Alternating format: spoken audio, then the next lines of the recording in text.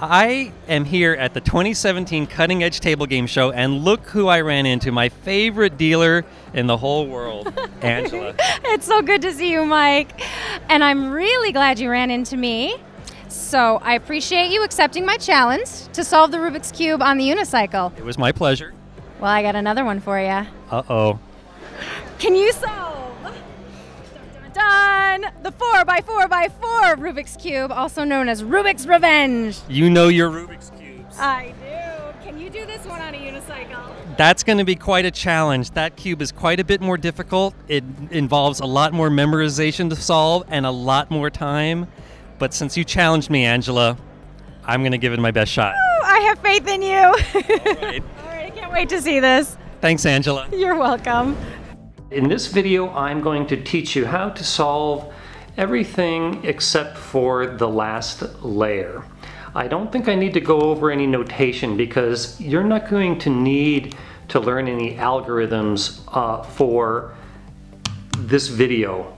There will be some algorithms in part 2 for solving that last layer, including dealing with a lot of parity problems. But this video will be much more gentle.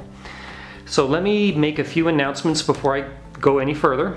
Number one, it's going to be a prerequisite that you can already solve the Rubik's Cube. I'm going to be using a lot of logic that you should already understand from the Rubik's Cube, and I'm going to be going a little bit fast because I'm going to assume that you're already pretty comfortable with the Rubik's Cube. Next, let me explain something important, that with any even numbered cube, and by even I'm referring to the number of cubes that are along any edge, there is no center piece like on the Rubik's Cube.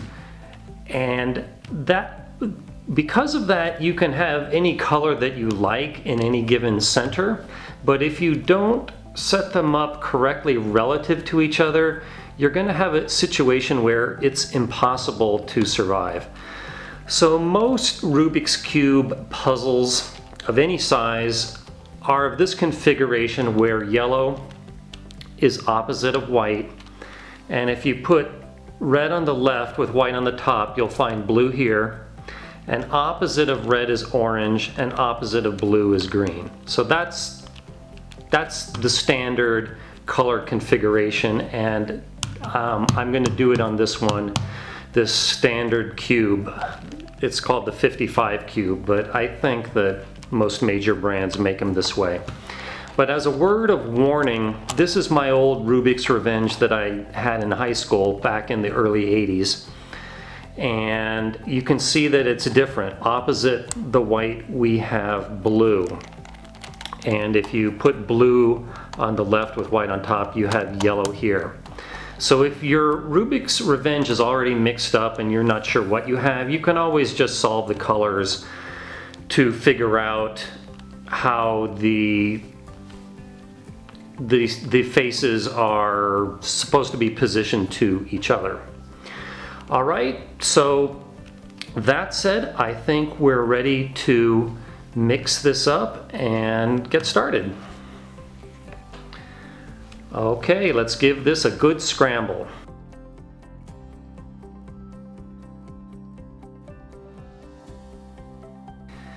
And this looks nice and scrambled. So, step one is to decide which color is going to be your starting face. And no surprise, I like to choose white. So what we want to start doing is this white center here. In other words, make these 4 positions all white. So you can always find a face where at least one of them is white. And I'm going to assume that you can use some common sense in doing this. So for example, you can just swing that up here. So now we got 2 whites. And then here's a white, here's a white. So I'm going to rotate this here so I can just swing it up here. And these 2 are next to each other, and then just swing that to the top. So there's our white face. As I mentioned earlier, opposite that white face, you need a yellow face. So there's already one yellow here. So let's swing up this yellow here. Move these 2 out of the line of fire, and then swing these back so our yellow is still preserved. And so here's the other two yellows, and we want to get them adjacent to each other. So the way I'm going to do that is swing this one to the top, rotate it this way, and then swing it back down so that they're next to each other. And if I were to just rotate this in place, it would mess up the whites. So you're going to have this situation a lot. So the way to get these two yellows in this side is to move them up where the yellows already are, and then rotate it 180 degrees, in other words, to get it out of the line of fire, and then move these yellows back. And you can see that preserves our whites as well. So our white and our yellow centers are done. So next let's do the red. And remember, if the white is on top, well, at this point we can just put the reds anywhere. So here's one red. Let's swing this red into place so we've got two adjacent reds, and then put them on the same row. And as a reminder, rows go horizontally and columns go vertically. Okay, here's a red by itself, and here's a red by itself. So I can move that so that they're next to each other, and then put them in the horizontal position, and then just bring these two sets of reds together. So now our red center is done. So as I mentioned before, if white is on top, red is on the left, then we need blue on the right. And it sure would be tempting to just leave these oranges where they are, but trust me, when you get close to the end, you would have a situation where it's impossible to solve. In fact, you wouldn't even need to get that far because there are no edge pieces that are red and orange. So what I'm going to do is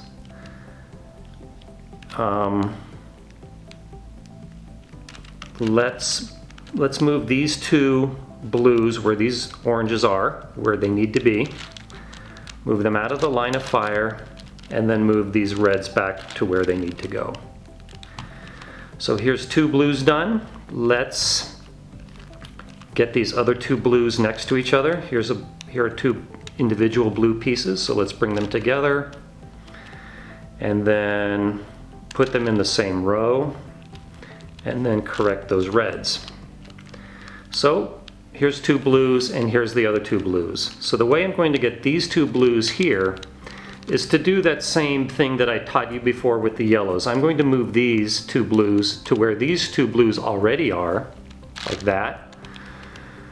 Rotate that layer where they are 180 degrees to get them out of the line of fire, and then move these two blues back to where they originally were. So here is my red, my white, and my blue. And opposite of red, you need orange. And this is an unusual situation where we have no oranges where they need to be. And I know from experience you don't need to memorize this, but if you have this situation where basically all these faces need to be completely swapped, you can go like this. You just rotate one half of it, rotate that top 180 degrees and move them back down, and then do it the other way. Move this side to the top 180 degrees and move it back down.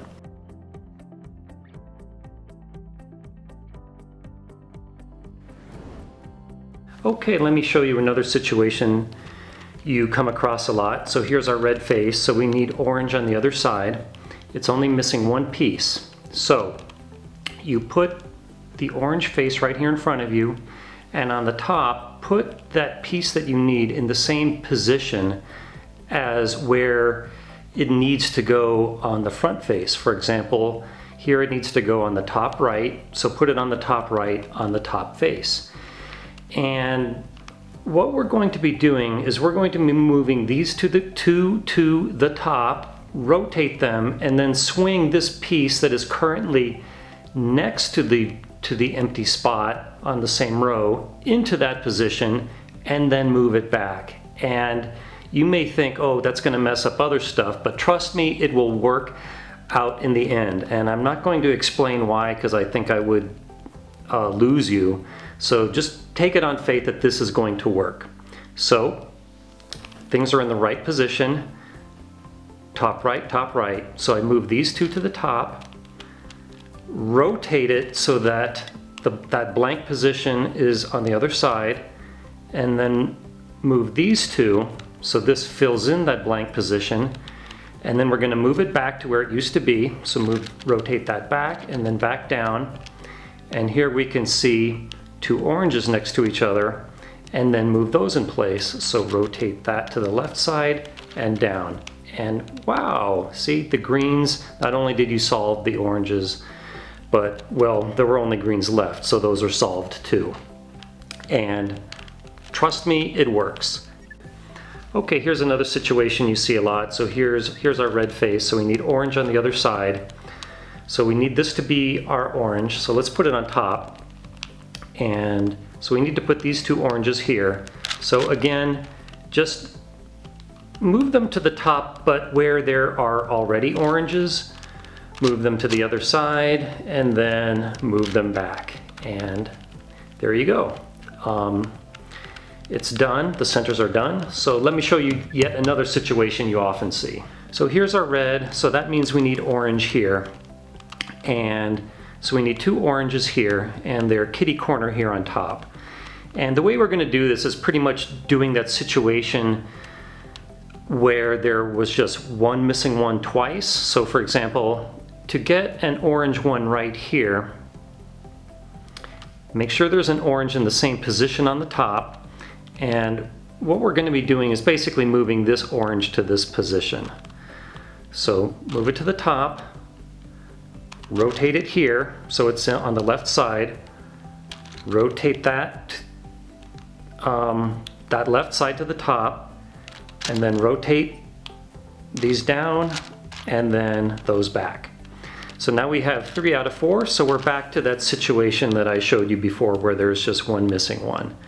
So again, it's critical that you have it in the same position on the top here. So top right, and what we're basically going to be doing is moving this one to this position. So move it to the top, rotate it so that the blank position is on the left side, move this into that place, and then move these two back down, and then rotate those and move those back down. So that is how you solve the last 2 centers. And I hope you understood it, and now we're ready to go on to the edges.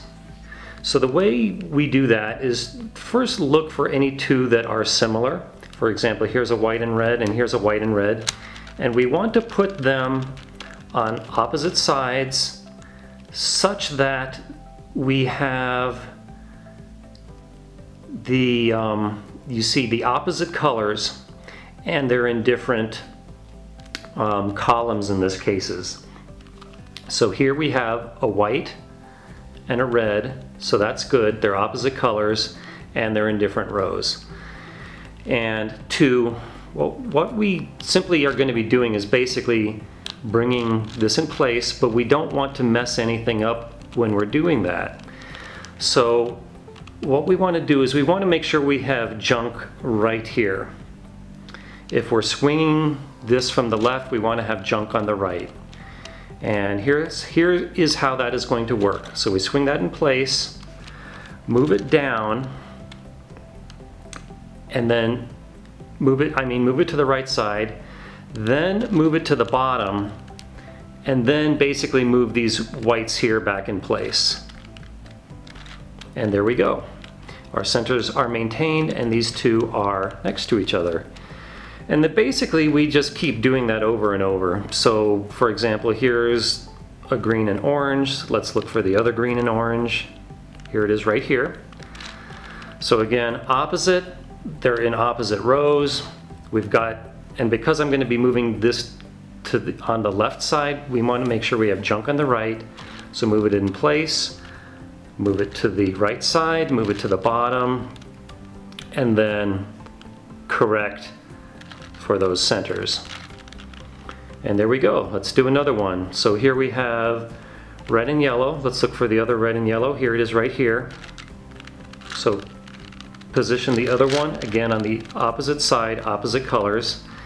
And we remember, if we're going to be moving it on the left side, we need junk here on the right. So this is not junk. If we do it right now, we're going to mess up these two that we already did. So let's move junk here. Let's move it in, to the right, to the bottom, and fix. There we go. Let's do it again. So let's look for the red and the green. Move that in place. And when I say move it in place, yeah, you just kind of have to use your common sense in doing that. So we want to have junk here, so let's move junk in that position on the top right. So move it into place, to the right, to the bottom, and clean up after yourself. So let's do it again. So here's blue, blue and orange. And let's look for the other blue and orange. Here it is right here, so let's bring it up correctly. Opposites, opposite colors, opposite sides. Let's have junk on the right, and do it again. So here's red and blue. Let's look for the other red and blue. There we go. Red and blue, opposite sides, junk, we're ready to go. And let's do it again. Here's white and green. Where's the other white and green? It's right here. And junk is on the right. And okay, here's blue and yellow. Where's the other blue and yellow? There it is right there. Whoops, okay, but here it's the same color. So let's fix that. Let's get junk on the right. Okay, this whole layer is done, so there's some junk. 1, 2, 3, 4, 5. Let's do another one, the blue and white.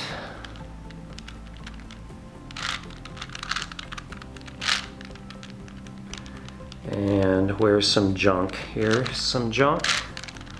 So move it in place, right, bottom, and clean up. And let's look for another one. And yeah, at this point we're kind of painting ourselves into a corner. And well, this doesn't happen often, but it looks like it's done. These are done, these are done, and these are done, but that was too convenient. Let me gaff a situation that you usually come across when you've painted yourself in a corner.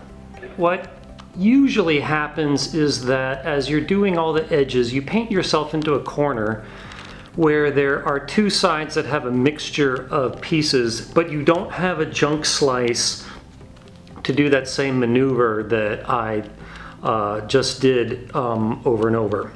So what we're going to do here is an edge flip algorithm, and I think I said earlier this video wouldn't have any algorithms, so I apologize.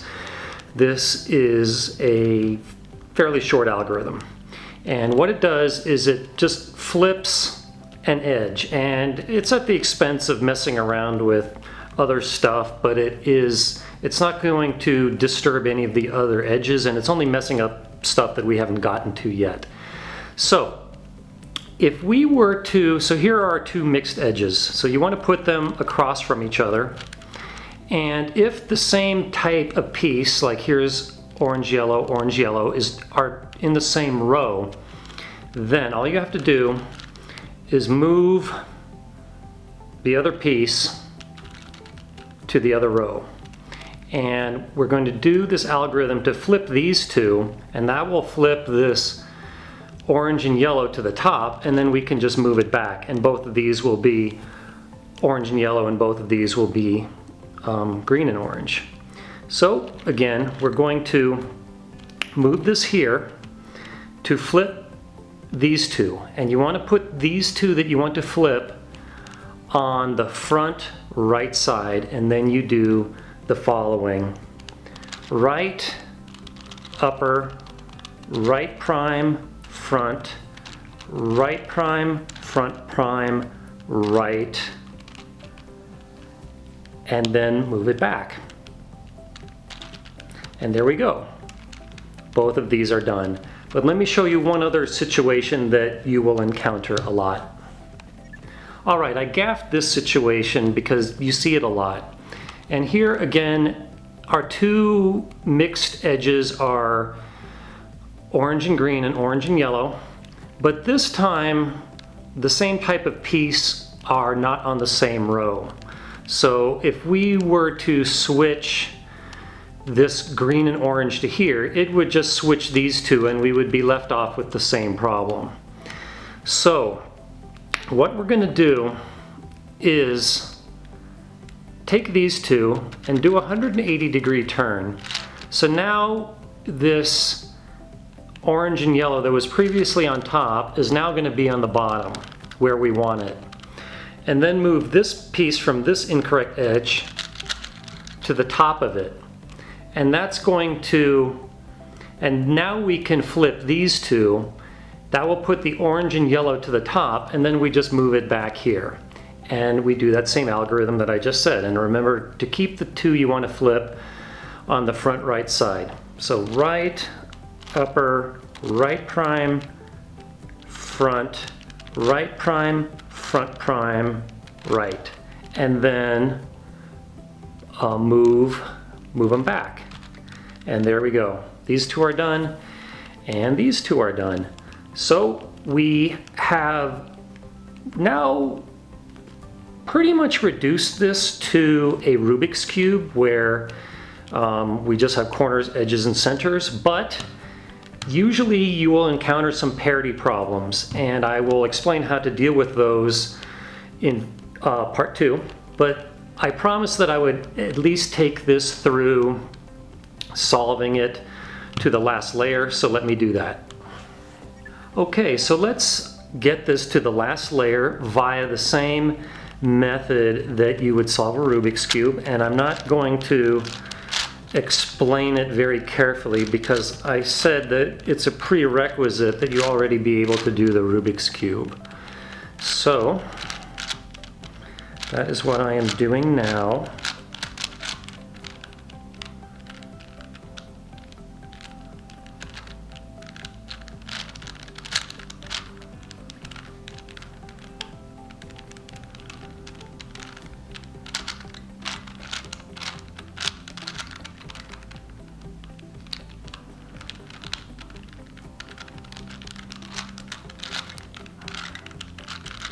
Whoops. And if you don't know what I'm doing, I already have a 3-part series on the Rubik's Cube, which will tell you exactly the method that I'm using to solve it right now. And one more corner and edge to go. So separate them and red. Okay, so as promised, we have everything done except for the last yellow layer here. So you can see these top 3 layers are all done, and I can already see that we don't have an edge parity, and it's a prerequisite that you already know how to solve the Rubik's Cube. So this video will only be dealing with 3 different parity problems that you may encounter, and this is a common one right here. I think you get it 50% of the time. So you can identify it as happening when you have 1 or 3 yellow sides on top and the odd numbers are bad.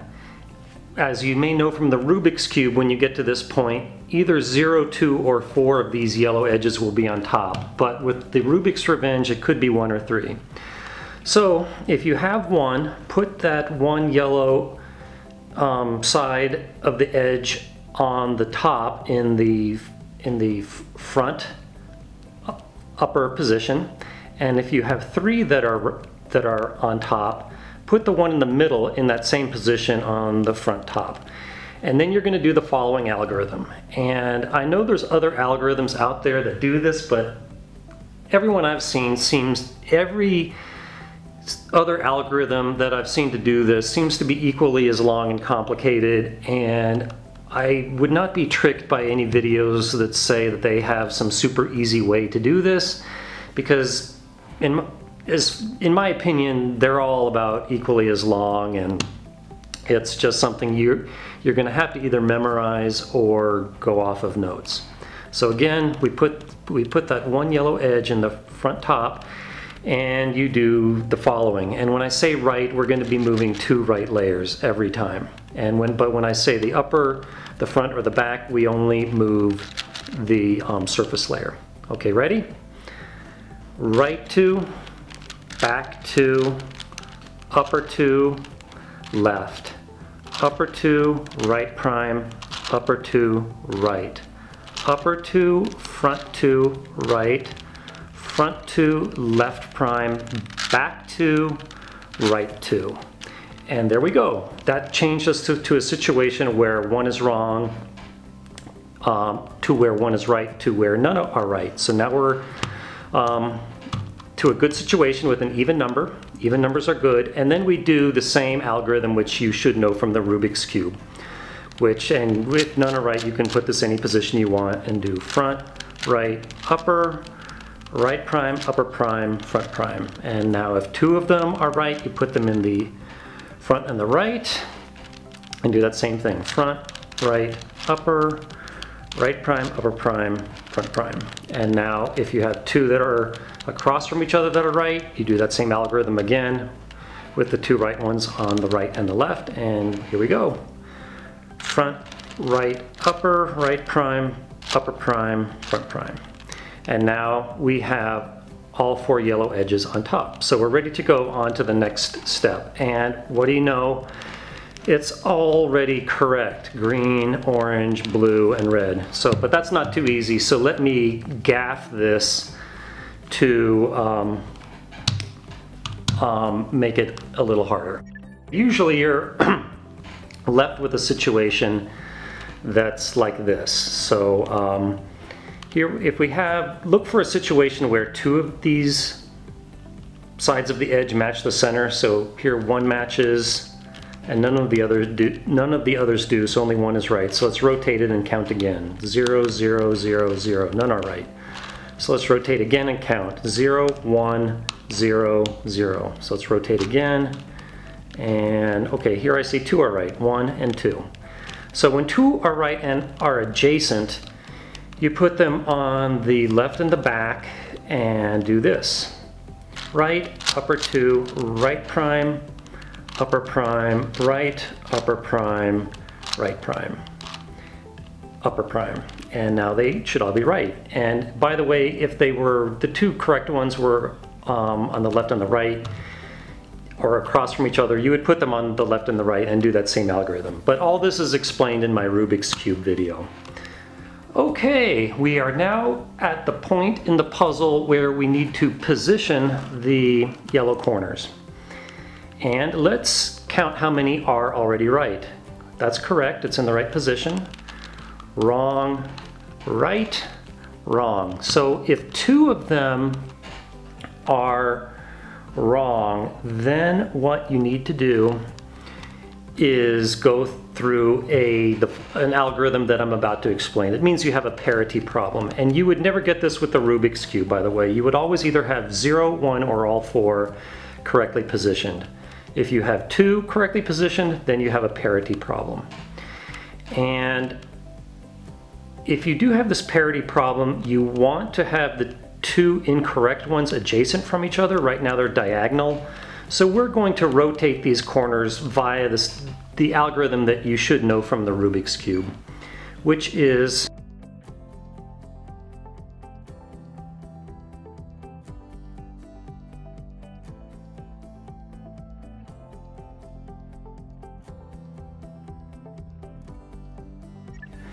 okay, guys, after that corner flipping parity algorithm, we are basically in a situation where we can solve it using Rubik's Cube algorithms. So here we are in the familiar situation where 1 corner is correct and the other 3 are in the wrong positions. So you put the correct one on the upper right, and you go upper right, upper prime, left prime, upper right prime, upper prime, left. And let's reevaluate. Correct, wrong, wrong, wrong. So sometimes you need to do it twice. And I know there's an algorithm for rotating them the other way, but I don't remember what it is. So let's do this one again. Upper, right, upper prime, left prime, upper, right prime, upper prime, left. And let's reevaluate. So correct, correct, correct, correct. So they are all in the correct positions, and now we just need to orient some of them. And I'm going to go over this fast because it should be stuff you already know from the Rubik's Cube, but you want to put any incorrect ones on the left side here, have any incorrects in particular corner on the upper left, and you just keep doing this over and over until this one is right. So how does it go? It goes right prime, upper prime, right, up, nope, right prime, upper prime, right, up, nope, right prime, upper prime, right, up, nope, right prime, upper prime, right, up. Yes, so this is right, it's yellow. So now being careful not to mess up this, we move another incorrect corner to the upper left and keep doing it until it's right. Right prime, upper prime, right, up, nope, right prime, upper prime, right, up. Yes, it's correct. So now we just need one more turn, dink, and it is done. Yay, the Rubik's Revenge completed. So I hope you understood that. And if you like this, please thumb me, or better yet, subscribe to my Wizard of Oz channel. And if you didn't like it, I apologize. These cubing videos are not easy to explain, if that's a good excuse. So I will see you in my next video, which will probably be on how to solve the Gigaminx. So thanks guys for watching, and I'll see you in my next video. Bye.